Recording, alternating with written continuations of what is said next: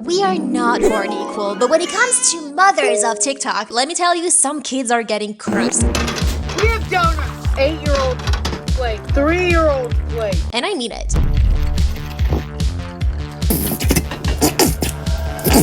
TikTok mothers, we've had the beige mom, the almond mom, the Gigi Hadid mom, the Naismith mom, and now buckle up, cause we have the chef moms. So when you think about the chef mom, what comes to your mind? Ratatouille, love for your kids, fat, butter, and whatever this thing is? Yeah, you thought about all of that. Good.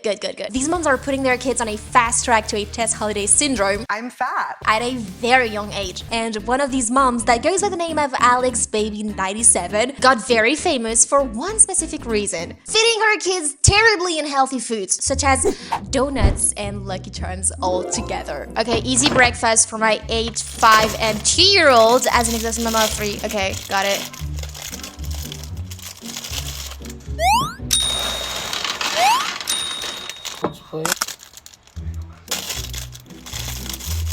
Wait, hold on a second. Are they gonna eat that without any milk? What? That must be so hard to eat, dude. I'm sorry. Okay, she added the milk in the end, but have you seen the way she walks? If that doesn't tell you that this woman is in a terrible obesity state, and she's probably gonna give that to her kids, that is so sad to watch. In the comments, people are getting wild about it. Some are calling this child neglect, and others are defending her with a classic, you know, like at least she's feeding her kids breakfast. And it sparked a whole debate about parenting. You know, like the whole nutrition thing. Like, does a parent need to have nutrition skills? Is this mom shaming to point out that the breakfast has way too much sugar? And no matter the comments, it feels like she's been continuing these videos because maybe TikTok pays a little bit well. So as a nice person, I was like, you know, maybe let's give her the benefit of the doubt. Maybe this is like a breakfast once in a while that they're having. Let's have a look at the other dinners that she would prepare on the normal basis. This is why you don't have men go to the store, because they get gigantic logs of meat. I'm going to break this up and put this in freezer bags. I did cut your meat. I cut your meat. I have the meat. Okay, we got it. Seems so good. Oh! I lost the nail. She lost her nail in the meat. Like, actually. Ew. Although, so fill your protein with weird crumbs, eggs. Dude, the sauce. This is so... Okay, got it. The rabbit's cute. Okay, I'm gonna give it to her. I thought she was about to eat it. Okay, so she got the potatoes. A little bit of fibers and veggies. That's actually good. The meal's not bad at all, but the comments, because as long as your kids got food, the got a roof over their heads, okay, that's probably not English, and clothes on their back, then they're okay. Okay, I understand that, but you can have, like, you know, other choices of foods that can actually make a meal a little bit better. Like, you don't need to have these astronomical quantities of food. Like, the barbecue sauce, I'm sorry, but if you have economic struggles, you're not gonna put this much barbecue sauce, you know? Now, I'm not here to mom shame. Parenting is hard, but when you broadcast it to millions, it opens up a conversation about nutrition and responsibility. Sure, feeding your kid well is an act of love. Giving them big plates of food might seem like a good thing to do as a mom, but let's be real. There's a difference between love and giving your toddler a heart attack in slow motion. See, a child's stomach is the size of their fist, and you're serving them food the size of their head. Don't get to me, I've never been a mom, but to me, that is not a sign of good parenting. To me, this is so concerning because the donut mom is harming her kids for views. I mean, you go through the comments and everyone's telling her that this is not how a normal meal for a kid should look like. So she's aware of that, but she keeps on cooking these disgustingly fatty meals for the views, and that's pretty much how she got the 700k followers. And I'm kind of afraid that we already know where this is gonna go. I kind of feel like this is how the Nikocado thing started. He was gaining views and money from what he was eating, and we all know how it ended up, even though his comeback was pretty much amazing. So it is even harder to break a vicious circle when it's literally your job and what pays your bills. In a few of her videos, she said that she was a stay-at-home mom, so I can imagine that the money she gets from TikTok might be a big part of her income. Of course, it is her choice. Like, I mean, you want to eat that, I'm good, you're good. But here she is involving a kid. And I think she got like 3 kids. And that's pretty much where people should draw the line. But even though she's probably setting her kids to a few illnesses related to weight gain, a bunch of moms took her defense. Someone said, people are so mean, maybe some people don't have enough money to spend on healthy food. Y'all shouldn't be so judgmental. I do understand the argument, but the donuts she's feeding them are probably more expensive than probably a banana at Walmart. I'm so confused. What are people hating for? It's a donut and cereal. What's the problem? She takes care of her kids the way she wants. It's not like she's Nurse Hannah. You'll need to mind your business. And she's actually right. That's the problem. We're not born equal. Our parents raise us the way they want. If you develop hormonal diseases because of the way you were raised, that is not your fault. That is definitely your parents' fault. So you're probably gonna tell me like, Ness, maybe you're being too hard on her. You haven't seen her kids. Maybe they're healthy and they're doing all right. Well, yes, she doesn't show her kids on screen, but they are little hints that are telling you that they are already overweight, which is heartbreaking because you know that she will keep feeding them terribly unhealthy foods to keep the views on going. Okay, yes, they're fat. What's the matter? Well, let me talk to you about the science behind this real quick and all of the consequences that go with a terrible diet. Childhood obesity increases the risk of type 2 diabetes, high blood pressure, fatty liver disease, and joint problems before puberty even hits. And guess what? Over 70% of obese children become obese adults. And the reason is actually really simple. That is because children's bodies are still developing. During childhood, the body can create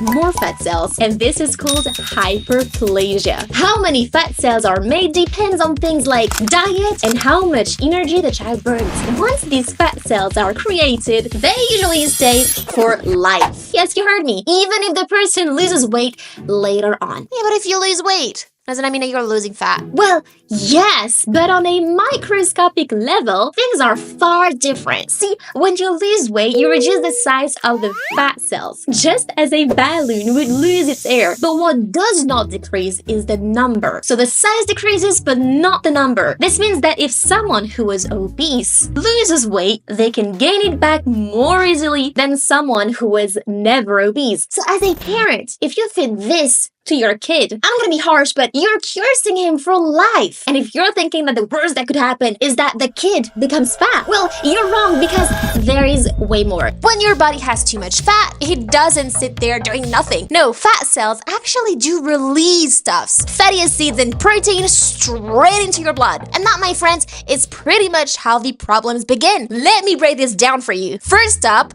the liver. This is where insulin is supposed to stop glucose production.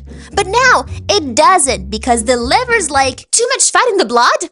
I don't listen to insulin anymore, so it keeps pumping out sugar like a broken soda machine. And then over here, we got the muscle cells. They should be using glucose as energy, but they're just like, sorry bro, I don't recognize insulin anymore. So glucose stays in the blood instead of being used. And all this links to a blood sugar spike, and also something we call insulin resistance. Basically, your body does have insulin, but no one's listening to it anymore. And all the time, this toxic cycle leads to type 2 diabetes and heart disease. So no, having a little extra fat isn't just a cosmetic thing for kids. It literally messes up with your organs, your hormones, and your future overall health. Okay, so I've heard a lot of people say, oh, but if I shouldn't give sugar, then let's not give them anything, because sugar is pretty much everywhere in grapes and apples, in biscuits and oatmeal. Sugar is everywhere, so let's not feed our kids. Well, no, that's not what we're saying right here. Okay, so sugar is bad. Groundbreaking news, right? Your mom said it, TikTok said it, Greg just said definitely said it. But like,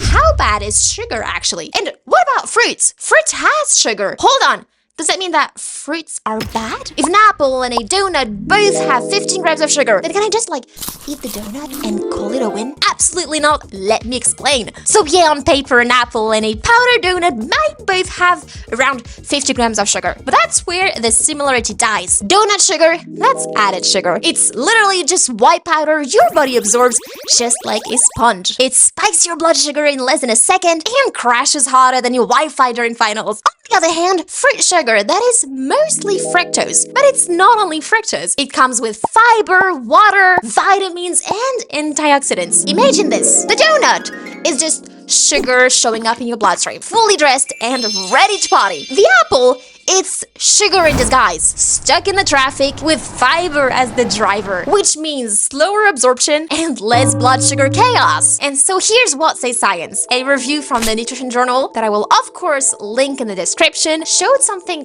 pretty interesting. When you eat sugar with fiber like an apple, your blood sugar doesn't spike as much as when you eat the same amount of sugar without fiber. In other words, the fiber helps your body handle the sugar better. You gotta think of fiber like a sponge. It traps some of the sugar in your guts, slows down how fast your body absorbs it, and even feeds the gut bacteria in the process. Yeah, you little microbes down there are thriving on the apple. Another study from Current Developments in Nutrition in 2021 showed that higher fruit fiber intake is linked to a lower risk of type 2 diabetes, even when the sugar content is similar to a donut, for example. So yeah, I explained it for a while, but you got it. Not all sugar is evil, but added sugar without fiber, you got it, that's when things get sketchy. I mean, no hate to these moms, seriously. They're doing their best trying to make family meals fun, but as a parent, you should not normalize this kind of breakfast, as it tends to influence new moms to follow the same pattern. And if you're feeling lost, you can always check out the guidelines. From the World Health Organization to the FDA to the American Heart Association, they've got amazing websites where you can find hundreds of articles giving you the best informations. For example, for kids, the FDA is like, keep added sugar under 10% of daily intake calories, which means that for a kid eating around 1,600 calories to 2,000 calories a day, that is around 32 to 50 grams of added sugar, which sounds like a lot until you realize one juice box and 2 Oreos, and you're already halfway there. Yeah,